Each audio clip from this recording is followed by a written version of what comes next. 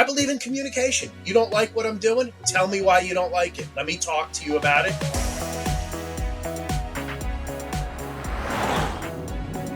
All right, welcome to another edition of Opportunity Knocks.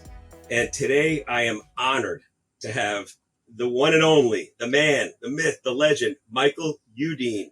So, Michael, I got to hear this. Now, I know. What an introduction. Wow. Thank you. Happy to be here hanging with you, my friend. It's so good to have you, man. I'm going to go back a little bit now. We're in Coral Springs here at your office, and you have some history here in Coral Springs, right? We're going to go back to Taravella. I do. I mean, I grew up in this area. I'm a transplant from New Jersey, like a lot of people. Came down when I was in high school. Local guy, went to Taravella High School, University of Florida Law School, came back to the Northwest Broward area, had my office in Tamarack or Coral Springs, for my whole professional career. And it just, it's great. I love life. I'm enjoying what I'm doing, and just having fun, living the dream. One of the things I'm real excited to talk to you about, Michael, is, dealing with adversity is such an important thing, how to deal with adversity.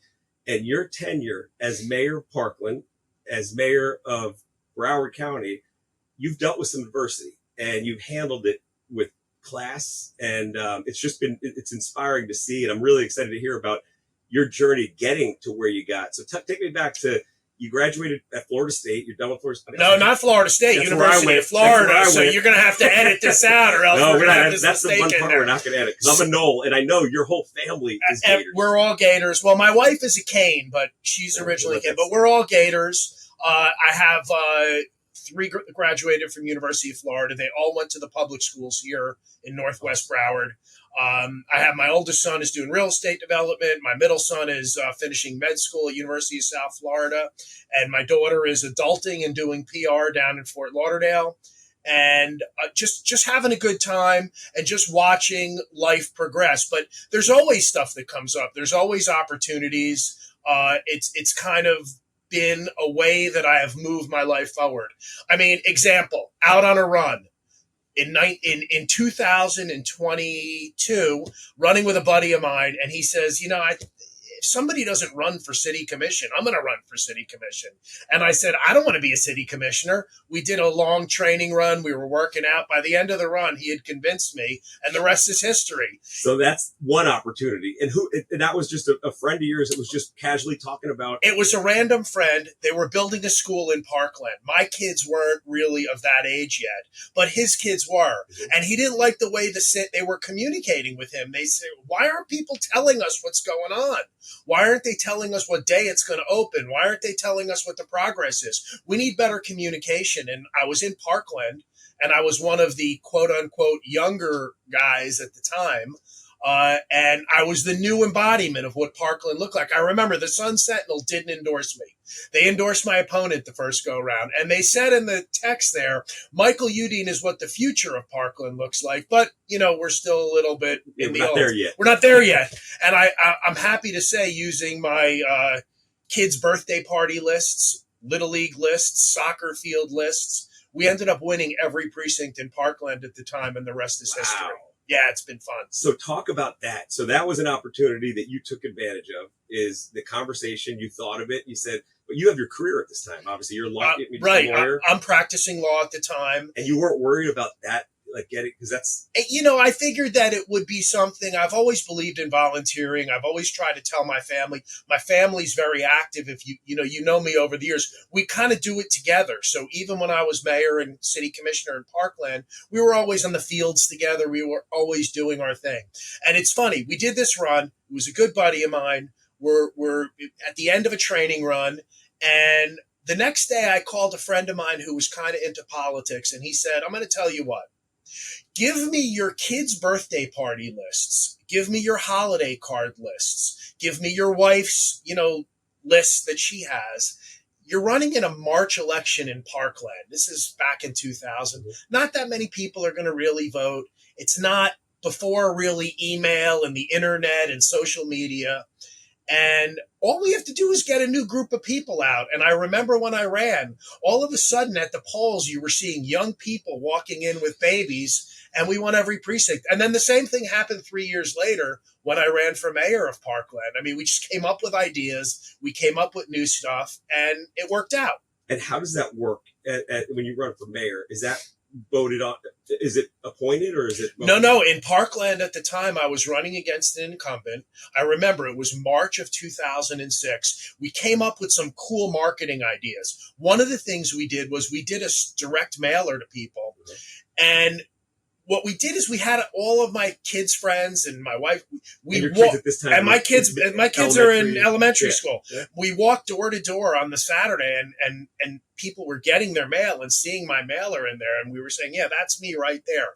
So they had all voted early prior to election day. I was standing with my opponent, who I was running against at the time, and it was very quiet at the polls. And he's like, "I don't understand why it's so quiet here." And I said, "Well, we had already banked a bunch of the votes early in early voting, and we went on to win. We beat an incumbent there. I beat an incumbent when I ran for commission, and I served as mayor of Parkland. While I was mayor of Parkland, I was also practicing law. What kind of law? I do insurance, real estate, and banking law. And while I was practicing law and mayor of Parkland, an opportunity arose for me to get on a small community bank board at the time, and I became a board director of Legacy Bank of Florida in 2010. We recently sold out to Seacoast a few years ago, but it was just the kind of thing, like, it was something that I had always kind of wanted to do. The opportunity popped up. I knew some of the board directors. I said, "Hey, if you need somebody that's a hard worker, that's got good networking, that'll do their homework, and that'll help move an organization forward, I'm your person." And I got elected to that board of directors. And for a while, I was juggling three jobs: lawyer, mayor, and board member of a small community bank. Father of kids. And father of kids, busy kids, husband. I mean, my kids are my number one, my family is my number one thing to work on. But it's just a lot of good things that happened. You forgot to mention one thing: thick skin. You got to have. I couldn't do it. I would never be able to. You just have to be able to. I don't know how you do that. Especially now. Now we're in the social media era. Honestly, I do what I think is right. Sometimes I have people that don't, aren't happy with what I do. Most of the times, you can't make everyone happy. But what I try to do, and one of the things that I prepare myself with, I still speak to everybody. You blast me on social media, as long as you use your name and we can communicate. I'm happy to speak to you. I'm happy to tell you why I did what I did. If you don't like it, you can tell me why you don't like it. Some of my biggest supporters now are people who I was on the other side of, that just appreciated the fact of being able to be heard. And a lot of times people walk through life and they just don't feel like they're heard. And when they get response back, it's a big win for them. And even if it's not what they want to hear, at least you're kind of talking to them. And I think that's big. I think it's important. And that's what I've tried to do now. If you notice, like, you follow me on social media, I'm at Michael Udine on Twitter, Facebook, LinkedIn, all the stuff. Like I said, if it's not an anonymous bash that looks crazy, I respond. My county attorneys half the time like, "Oh my God." And I think that, because they, a lot of these are public records. Now we have things on the county site, and a lot of the cities are doing it, which actually archives a lot of the stuff. So if a public records request is made, they can be answered. But I believe in communication. You don't like what I'm doing? Tell me why you don't like it. Let me talk to you about it. I've changed positions too, because, you hear things that make sense. So it's really fun. Another thing I love of what I've seen you do and accomplish in politics is your focus on small business. I know you love and you give back. So tell me a little bit about some of the things that you've done, and then also what the future looks like for small business. So I really believe that, getting people working, getting people jobs, getting businesses up and running just makes the community so much healthier along the way. People want to make money. They want to earn. They want to support their family. They want to, do stuff locally. And it's just been really cool. And it's one of the things I've tried to do. Small Business Saturday. I'll go into the shoemaker here in Coral Springs and post videos of me doing it with him. And I'll get 150, 200 responses. Where is this place? Where is this place? They appreciate it. I appreciate it. So and it works. What is that called? You said Saturday? Small Business Saturday, when they have those kind of things, like through American Express, before the holidays. So I try to do it. I mean, legitimately, I have met with people who have one-person businesses, a sole proprietorship, a guy or a gal that's just trying to get going. We've met, we've had Zoom calls from that level to the head of multinational airlines throughout the world that have now set up shop in Broward County. El Al moved their headquarters to Northwest Broward. And this wasn't just something that I came in afterwards to cut the ribbon. They said, we want to meet with, I was mayor of Broward at the time. I met with them. I talked to them. I explained to them what's going on in Northwest Broward, why it would be a good way for them to be here. Not only did we get them to headquarter here, their United States and Canadian operations, they started doing a flight direct from Tel Aviv to Fort Lauderdale. Wow. So these are awesome things that you can kind of see the fruits of your labor, and it's just a lot of fun. We've done it in Parkland, we've done it in Coral Springs, and we've done it through all of our economic engines: airport, seaport, Visit Lauderdale, the convention center. I'm a cheerleader. In addition to being a policymaker, I'm a cheerleader to local small businesses. I want you to do fantastic, because if you do fantastic, you're going to go to the local jeweler in town, and he or she is going to go do fantastic. And that local jeweler is going to go to the local dry cleaner in town, and he or she is going to do good. And it's a circle that has a multiplying effect. Love that. So you mentioned the airport. While we're here, and I got to get this, your Espanol es bueno. Can you give me that one more time? Bienvenidos, todos personas latinos. Welcome to FL. My Spanglish is not good. But what I tried to do when I did my airport speech, I reached out to the Visit Lauderdale team. And I said, you know what? You write the little blurb for me. And I want to work with you so that there's a synergy. And they appreciated. They said, you're one of the first elected officials that reached out to us to see where the synergies are. And they're here in Broward County with 24 miles of white beach. We are an everyone under the sun destination. We are open. We are growing. We're crushing it when it comes to tourism in Broward County and South Florida in general. Go try and get a restaurant reservation on a Saturday night at some of the more popular places. Yeah. It's not easy. Yeah. Post-COVID, pre-COVID, whatever it is, we're busy in Broward. One of the things I'm hearing out of these, and by the way, this is great information you're giving us, is collaboration. A lot of, whether it's with this company, is that something you somebody's starting out in business and they're looking at it, how do you become good at that? So I work with everybody. If you're giving me a fair shake, I'm giving you a fair shake. If you're in it for the right reasons, I'm in it with you for the right reasons. I don't care whether you're Republican, Democrat, Independent, Earthling, Martian, whatever you are. I want to work with you if we can do something to make something better. So, if you're into getting something done, I want to get it done with you. Mm-hmm. If you're just into it for the cutting of the ribbon at the end, okay, I want to work with you and I want to get it done. And I want to make sure that, we can work together. Everyone has good ideas. When I was mayor of Parkland, one of the things we did, we had a group of high school students that came up with an idea. And I said, not only do I like this idea, I'm not really going to work on it. I'm going to have you guys work on it. And the guys and gals came to the city commission meeting in Parkland. High school kids. They helped draft the ordinance with our city attorney. They presented the ordinance to the city of Parkland, and we adopted it as a city based on what these high school kids did. Now, these kids right now are, well past, some of them are professional athletes. Some of them are doctors, lawyers. They run businesses, and they had the idea. It was their idea. They saw it to fruition. Now I helped, I assist, but their thing. But they took so the show's, this podcast is Opportunity Knocks. Those kids, it sounds like you put a platform there. They saw it and they took advantage of it. There's a lot of times opportunities knocking on our door and we're not doing anything. It's the funniest thing because opportunity's always knocking on our door. And my whole thing with opportunity is be prepared. Always do your homework and always have some base level of preparation, because when an opportunity knocks, then you can jump on it. It's like the old thing.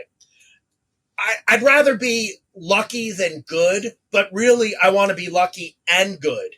And if you're good and you do your thing, the luck seems a little bit easier. And it could be in anything. You have a big test. You don't study, but you pray and you want to get lucky. Not going to work out that good. But you study and then you pray and get lucky. It works out good. And preparation. Preparation. Right? I'm overly prepared. I read a lot. I study a lot. I rely on good people, and I get myself prepared.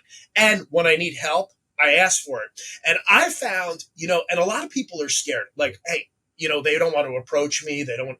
I'm an open guy, and there's a lot of people that want to help other people. I'm the first one. If you call me with an idea, I sit down and talk to you. Look at this. Hey, I saw you. You said, let's do this.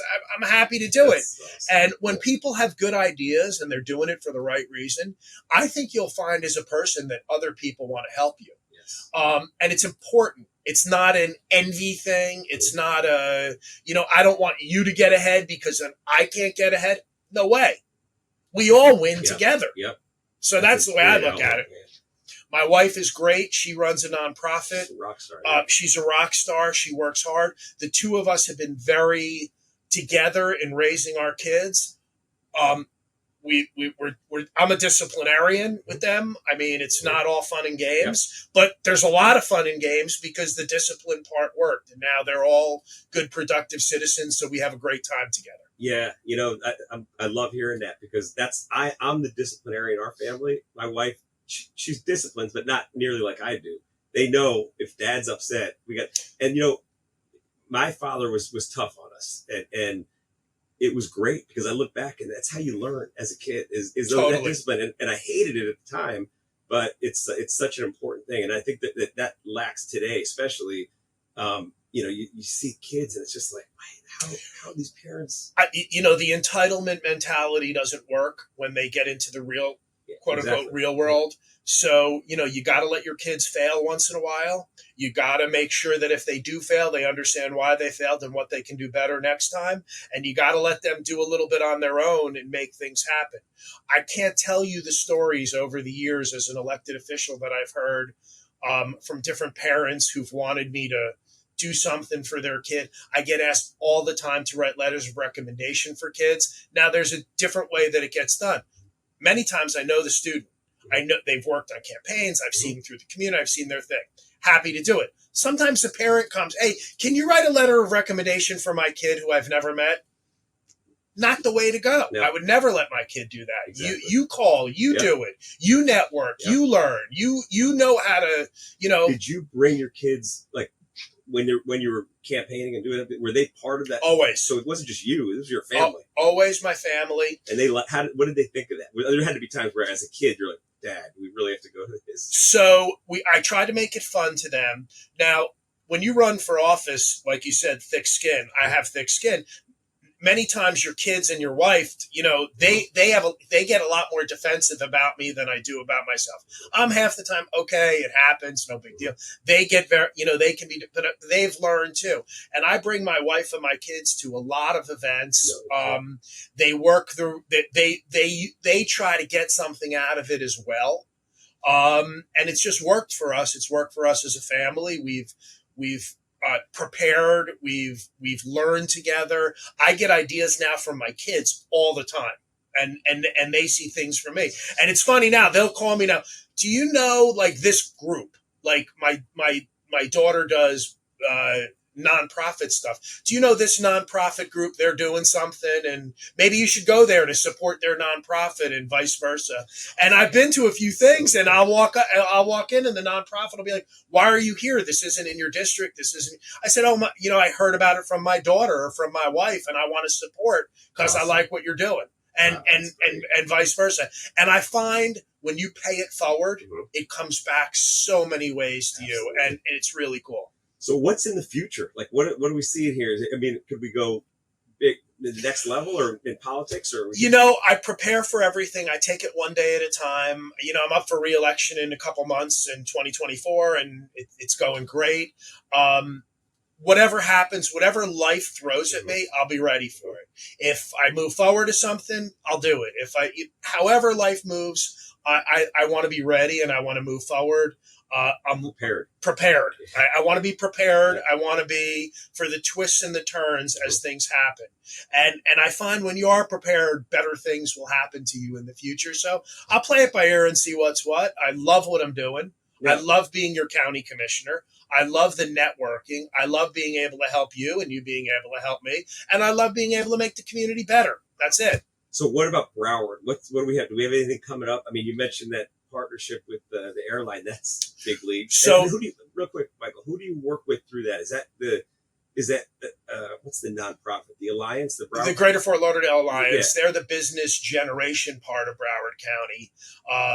So I work with them, the Alliance. I'm with them all the time. They're always out there looking at new businesses, coming in with review of what we can do better to And generate. their job is to bring business to or keep it here too. Their job is jobs.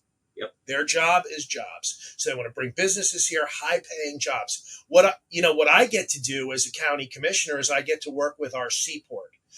Port Everglades is one of the largest seaports in the nation. It's one of our biggest economic engines here in South Florida. It's a triumvirate port. We deal with petroleum products, we deal with cargo, and we deal with cruising.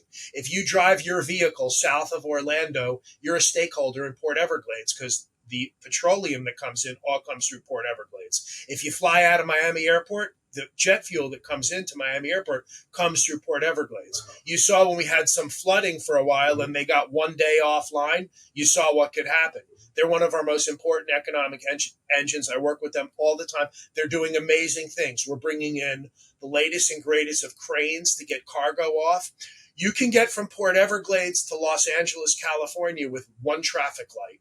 You pass by one traffic light when you leave the port, and that's it. And you can have a truck in LA. What about Brightline? Is Brightline Are you involved with that? Because that's awesome. You can go to Orlando now. Orlando can come down to South Florida. Right. Brightline's amazing. Use it all the time. I love it. If I'm going to dinner in Miami, sometimes I'll jump on Brightline because it's nice. You go down there, you don't have to drive. When you're done having dinner, you come back and you from the Brightline station. What we're also working on is commuter rail, which is what you're reading now more in the paper. That will go along the Brightline tracks, for lack of a better word, but it will be more of what you're used to with commuter type rail, where you could live in Hollywood and work in Oakland Park and, for a few bucks, get on that train and get to where you need to go. That will be up and down the eastern corridor of Miami-Dade, Broward, and Palm Beach. Think about it for a second. It helps with affordable housing. It helps with getting around. And then once you have that spur, then you can do something east-west. How about something eventually from like Sawgrass Mills downtown? So if you lived in Parkland, you get to Sawgrass Mills, you jump on a train downtown, and then you can go anywhere. That's awesome. These are all things future through our 5 years, 6 years. Well, that part would be a little longer, but commuter rail on the eastern part of the county is moving forward right now. We're in studies where things are really happening. There'll be a circular connector at the airport where you can get on a people mover from the airport to the seaport to the convention center. Think about that and what kind of economic activity that will drive. And these are all things that we're looking forward to, rolling out to the community. And it's great. I love it, man. This is exciting. Great vision, because the things you're talking about, that stuff and when it happens, how great does that feel to see? It's like, wow, I was part of this. It's really, there's a lot of people involved, but I had that vision. I say that all the time, as I'm getting a little bit older and the hair's starting to get a little bit grayer, like when I drive around Parkland from when I was mayor and I look at, because I know you're there and you go to the parks and whatnot. Yeah. It's nice to be able to say you had a hand in building a lot of those things. When I first started as mayor of Parkland, we didn't have the farmers market. It's something we brought. It's amazing. Yeah. With that land that was there, the city didn't own at the time. And I worked with that developer, that landowner, and brought that land in. And I'll never forget the city manager at the time when that land came in, started to put fence or whatever up. I said, Karen, don't change it at all. Keep the railroad type fences, the wood fences, and just keep that open forever. And think about Parkland when you come in. You drive down Holmberg Road. You pass the Equestrian Center, city-owned greenery. You pass that where the farmers market, city-owned greenery. You pass Liberty Park. You pass the dog park, and then you're at the City Hall complex. Very few places in Broward County that are like that gives you that kind of sense of place. Also, back in 2004, 2005, 2006, worked to bring the Wedge property in. All that area north of Broward, north of Parkland at the time, where Watercress is, where the Lennar developments are, all that land out there was actually Palm Beach County at the time. That's the That's the wedge. Now the problem was there was a canal, Beach? so they couldn't really get to it, but it was their property. And I said at the time as mayor, and this had been a goal for a long time for all of Parkland's elected officials throughout the years. And I had great people that I followed that had good vision of building Parkland out a certain way. But they said, that could have been anything at the time. It could have been Palm Beach's waste area that they could just dump on us. We were ended up bringing that into Broward County. It's now highly performing residential property. We ended up getting some school land when we brought that in. And we preserved and built it out in a way that Parkland can be proud of. Since we were going to take all the burdens from that property, now we get the benefits. And I'll never forget, in like 2010, after that came in, Mayor Sal, who since passed away, the former mayor of Parkland for a long time, with his cowboy hat, Parkland green country elegance. He came to me. We were friendly, and he'd come in and always rib me and bust me and this and that. Hey, Udine, you're doing that. Yeah. He came in after that. He shook my hand and said, "You guys got it done. You got the Beatty property and you got the Wedge property in. I'm not going to bother you anymore," jokingly around. He still bothered me after that, and shook my hand, and he said, "You did it." And it was a good feeling. And, That's awesome. There's a lot of good things that are happening in Northwest Broward. You hear that? Yeah. That's opportunity knocking. And you know what? You're taking advantage of it. I love it. Michael, it's been an honor having you here, and I appreciate this 30 minutes. I know your time is valuable, and looking forward to the future. I love it. I think the future is going to be great. I don't subscribe to what people saying that your best years are behind and you're this, you're that, you're whatever. We have such an ability as a community, as a people, and as human beings to move forward. And I just think that there's so much good that we have. Whatever it is that your thing, if the stock market's your thing, look back 50 years ago. No matter what, we're way higher now. You know where we're going to be 50 years from now? Way higher. Real estate. Look at real estate. It was whatever it is. You know where it's going to be? Way higher. Look at your quality of life. Take the richest guy or gal in the world 100 years ago. Our quality of life is much better than that person's. We have the best, they didn't have cell phones. We have the best in medicine. We have the best in healthcare. We have the best in entertainment. We have the best in exercise. Whatever it is, we're going to do it.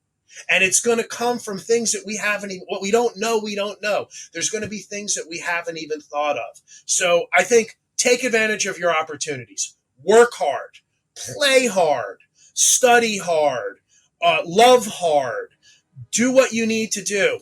Get a little exercise in, drink a little water, and life will move forward. And always be prepared, right? Always be prepared. Michael, it's been an honor, man. The honor's been mine. I've enjoyed it. You're the best, my man. Thank you. Thank you.